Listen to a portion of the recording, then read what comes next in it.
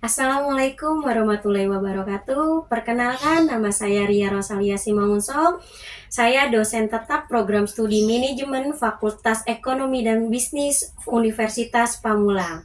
Pada kesempatan kali ini, saya akan menjabarkan mata kuliah yang saya ampu, manajemen keuangan dan perbankan, dan memiliki bobot 3 SKS. Metode pembelajaran yang saya gunakan hybrid, yaitu menggunakan dua konsep. Yang pertama, pembelajaran di kelas secara langsung atau tatap muka, dan yang kedua menggunakan LMS. Selanjutnya, capaian pembelajaran mata kuliah atau CPMK diharapkan mahasiswa mampu memahami kondisi keuangan perusahaan melalui laporan keuangan yang tersedia. Kemudian, mahasiswa mampu perencanaan keuangan jangka pendek dan jangka panjang, mampu memahami jenis-jenis laporan keuangan, dan mampu memahami tentang lembaga keuangan bank dan lembaga keuangan lainnya. Demikian rancangan pembelajaran semester pada mata kuliah ini. Berikutnya akan saya tampilkan video pembelajaran di kelas pada mata kuliah ini. Terima kasih. Bismillahirrahmanirrahim. Assalamualaikum warahmatullahi wabarakatuh. Waalaikumsalam warahmatullahi wabarakatuh. Selamat pagi semua. Pagi, Apa kabar? Baik. Oke, sebelum pembelajaran kita mulai, baiknya kita berdoa dahulu menurut percaya dan agama masing-masing. Berdoa dimulai.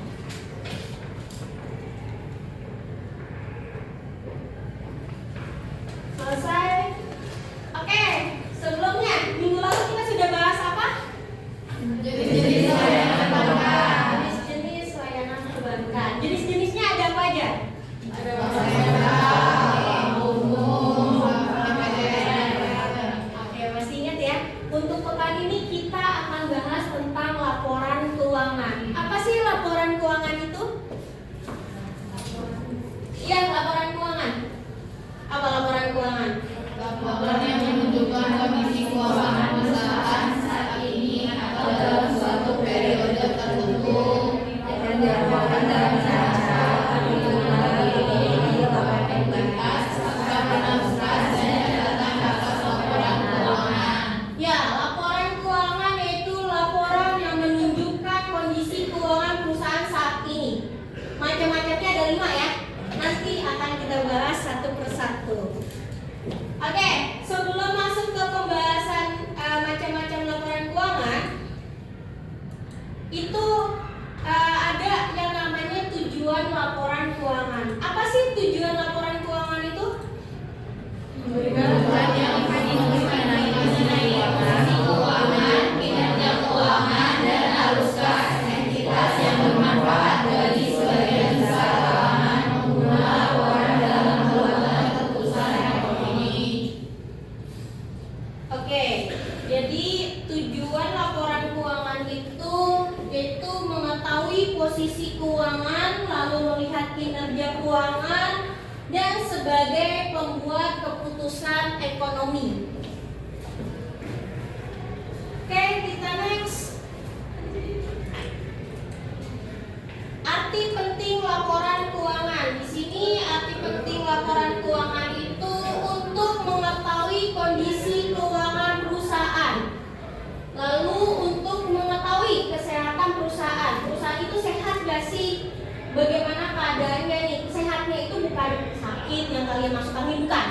Tapi kesehatan laporan keuangan itu dia posisi keuangannya. Apakah dia menunjukkan laba? Nah, kalau yang rugi itu yang namanya tidak sehat. Jadi keuangan yang sehat itu yang selalu penghasilannya mendapatkan laba. Lalu untuk mengetahui perkembangan perusahaan.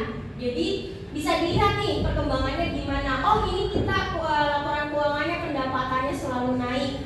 Biayanya bagaimana? Oh, ini ada peningkatan biaya di bulan ini. Nah, itu lihat semuanya dari laporan keuangan. Terlihat semuanya. Oke, kita next. Bentuk-bentuk laporan keuangan. Nah, nih bentuk-bentuknya. Apa aja? Ada berapa? 5. Yang pertama, neraca.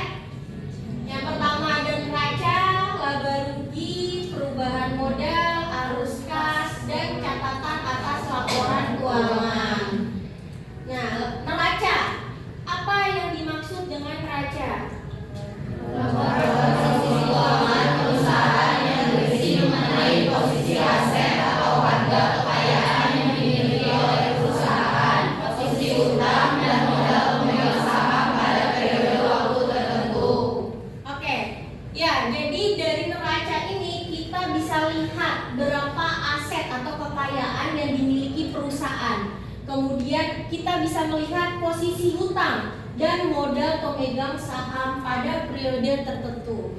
Kemudian yang kedua ada apa? Laporan laba rugi. Apa yang dimaksud dengan laporan laba rugi? Oke, neraca. Neraca itu nih. Nah, neraca itu ada yang namanya balance sheet gitu, atau neraca. Nah, itu isinya ada aktiva, lalu ya, dan ekuiti. Lanjut, aktiva. Aktiva itu ada aktiva lancar dan aktiva tetap. Aktiva lancar itu contohnya seperti ada kas, lalu apa lagi? Efek-efek, lalu piutang, lesson lagi,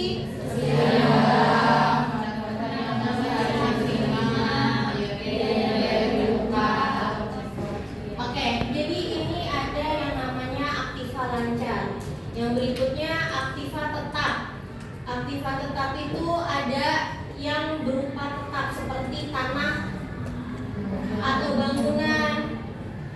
Lalu ada aktiva yang tidak berwujud. Kalau bangunan itu kelihatan ya, gedung, tanah itu kelihatan. Yang tidak berwujud itu tadi ada ya, avaten, merek. Nah, kalau itu kan tidak terlihat ya. Jadi, tapi kita memiliki. Nah, itu aktivanya. Dan aktiva lain-lain. Yang berikutnya yaitu hutang. Itu kewajiban perusahaan kepada pihak lain. Jadi baik itu ada hutang jangka panjang dan juga hutang jangka pendek. Agar persahabatan tidak putus, pinjam dulu 100 gitu ya. Ya, jadi hutang sama, hutang perusahaan seperti itu intinya. Jadi kita harus punya kewajiban untuk membayar. Nah, ini macam-macam hutang. Itu ada hutang yang jangka pendek atau bisa disebut dengan hutang lancar. Ya, itu ada hutang yang tadi pinjam dulu 100 itu termasuk dalam jangka pendek. Lalu wesel. Lalu pengeluaran yang harus dibayar dan penghasilan yang ditanggungan. Berikutnya ada modal. Nah, penggolongan modal. Modal itu nggak harus sendiri ya, tapi boleh ada beberapa. Jadi nggak hanya untuk satu aja modal yang tidak. Jadi bisa dari beberapa pemiliknya. Ada juga yang namanya modal saham atau laba yang ditahan. Laba yang ditahan itu maksudnya setelah berjalan, nah kan kita perusahaan mendapatkan laba. Nah dari laba itu tidak semuanya dibagikan, tapi ada yang dijadikan laba yang ditahan. Laba yang ditahan itu yang digunakan untuk modal. Oke, next.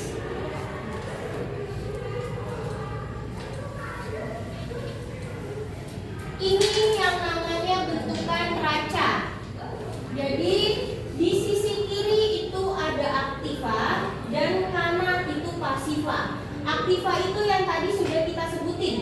Ada aktiva lancar, ada aktiva tetap. Dan sisi kanannya ada yang namanya pasiva, yaitu hutang jangka pendek, panjang, dan modal. Jadi antara sisi kiri dan kanan nanti jumlahnya itu harus sama. Ya, kalau tidak balance gimana? Kalian harus cek lagi, ada kesalahannya di mana.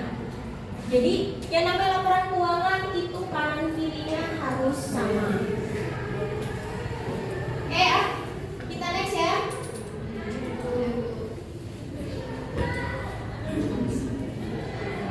Ya, income statement atau ini untuk menentukan laba rugi. Rumusannya yaitu apa? Ya, pendapatan dikurang biaya-biaya, barulah kita tahu hasil labanya berapa. Laba bersihnya berapa? Laporan laba rugi. Nah, itu isinya yang tadi ada pendapatan, biaya, dan laba. Ya, jadi pendapatan itu aliran penerimaan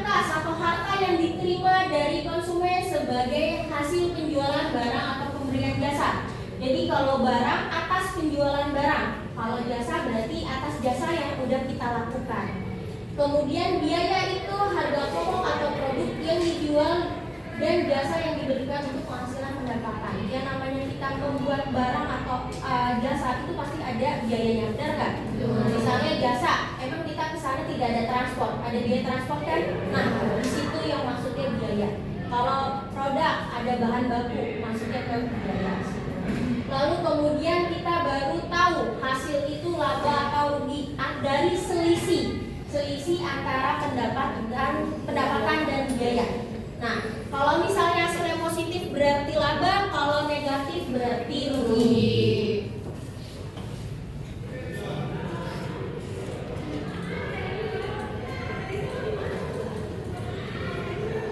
Oke, laporan laba rugi itu isinya itu yang pertama ada judul. Semua laporan keuangan itu ada judul. Judulnya itu misalnya laba rugi, neraca, itu yang menamakan judul.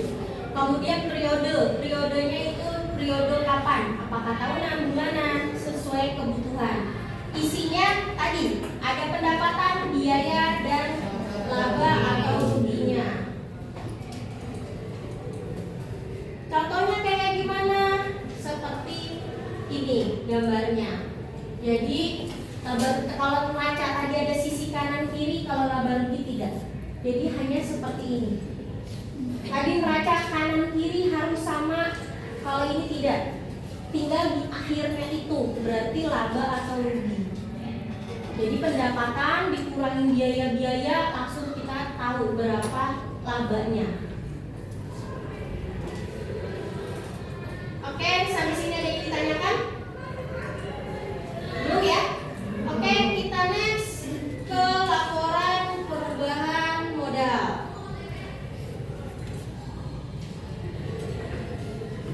Perubahan modal itu digunakan dalam periode tertentu. Laporan ini menggambarkan alasan yang menjadi penyebab terjadinya perubahan jumlah modal pemilik. Hasil operasi perusahaan yang berupa laba atau rugi berpengaruh terhadap modal pemilik. Yang namanya ada laba rugi pasti kan berubah. Nah, itu fungsinya. Jadi kalau misalnya ada laba berarti menambah modalnya yang tadi laba yang dijadikan modal. Nah, jadi kita harus buat laporan perubahan modal ini biar tahu kalau modal kita itu bertambah. Kemudian modal pemilik akan berkurang jika apa? Jika ada pengambilan pribadi, lalu atau mengalami kerugian. Tadi kan udah buat laba rugi kelihatan. Kalau rugi berarti laba kita berkurang.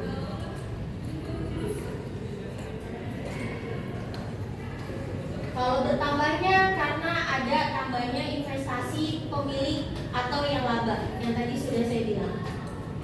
Lalu ini contoh laporan perubahan modal. Jadi dia hanya ada modal awal, lalu penghasilan bersih. Tinggal tergantung nih modalnya bertambah atau berkurang. Kalau berkurang tinggal dikurang, kalau bertambah berarti tinggal ditambahkan saja.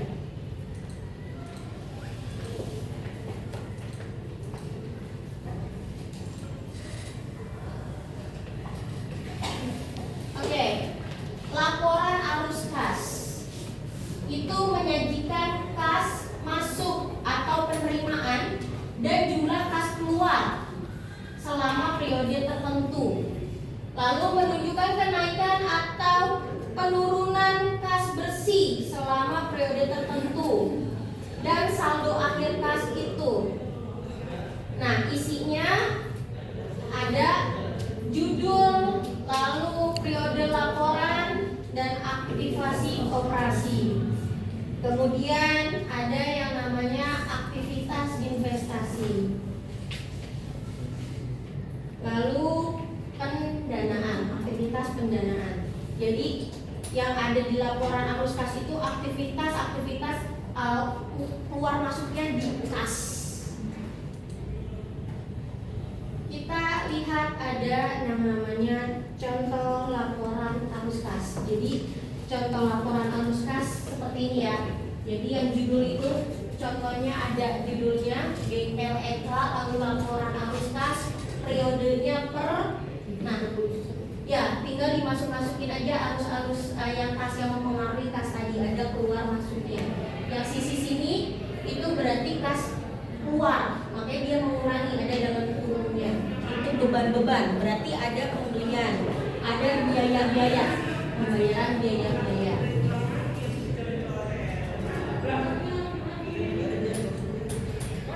Oke, kita sudah sampai di akhir ya. Sudah ada 5 kan tadi ya. Sudah ada pertama apa? Neraca, laba rugi, perubahan modal, terus arus kas, terus catatan atas laporan keuangan. Kita ke contoh. Di sini ada PT ABC adalah perusahaan manufaktur yang menghasilkan produk elektronik.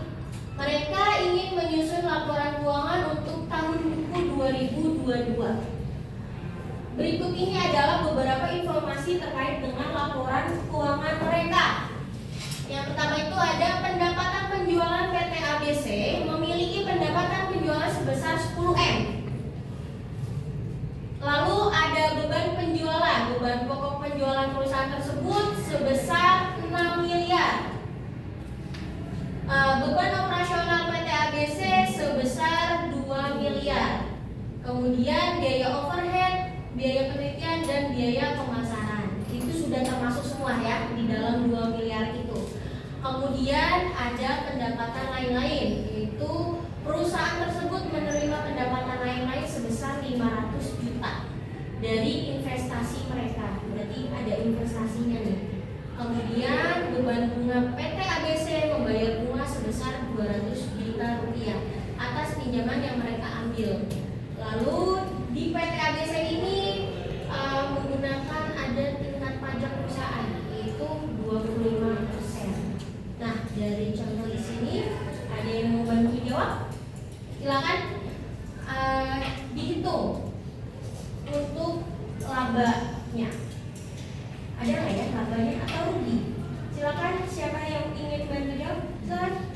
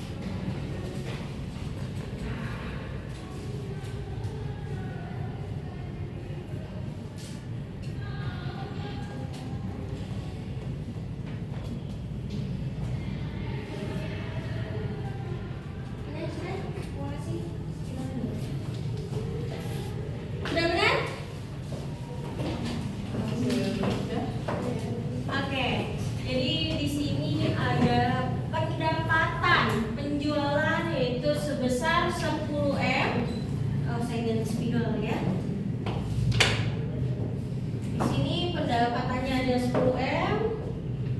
Lalu beban pokoknya yaitu sebesar 6M. Yang tadi termasuk biaya overhead penelitian dan biaya pemasaran. Lalu beban operasionalnya ada, ini 2M yang ini ya, yang tadi ya, overhead dan lain-lain ya. 6 miliar itu beban pokok penjualan. Yang 2M baru biaya overhead penelitian dan biaya pemasaran. Kemudian ada beban bunga sebesar 200 juta. Pendapatan lain-lainnya sebesar 500 juta. Jadi dari 10M ini dikurangin 6 juta, 6 miliar, lalu dikurangin 2 miliar, dikurangin beban-beban menjadi total pendapatannya sebesar 1,3 ya, 1,3M, 1 miliar 300. Lalu dikenakan pajak sebesar 25%. Ini kita kurangin. Jadi dari angka 1,3M ini 25%-nya dapat angka 325 juta. Lalu 1,3 dikurangin 325. Hasilnya berapa? 975 juta. 975 juta. Oke.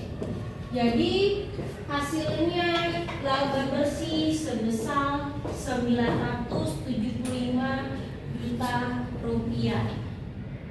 Jadi PT AGC menunjukkan memiliki pendapatan sebesar 10 miliar dan beban pokok sebesar 6 miliar. Setelah mengurangi beban operasional dan bunga, perusahaan mendapatkan pendapatan lain-lain sebesar 500 juta. Setelah menghitung pajak dengan tingkat pajak 25% menghasilkan 975 juta rupiah. Sampai sini ada yang ditanyakan lagi? Sudah cukup? Sudah. Kalau sudah cukup, saya ada tugas. Ada latihan soal, silakan kalian kerjakan. Boleh dikerjakan di rumah. Minggu depan dikumpulin ya. Jadi di sini ada 4 soal. Yang pertama ada informasi apa yang bisa diperoleh dari neraca. Jelaskan. Tadi sudah ya. Lalu informasi apa yang bisa diperoleh dari laporan laba rugi. Lalu kemudian informasi yang bisa diperoleh dari laporan perubahan modal dan hubungan laporan keuangan dengan kinerja keuangan. Pasti ada hubungannya ya antara laporan keuangan dan kinerja keuangan. Oke, saya absen ya. Ya, Bu. Ardi Reza ada? Tidak hadir ya? Oke, tidak hadir.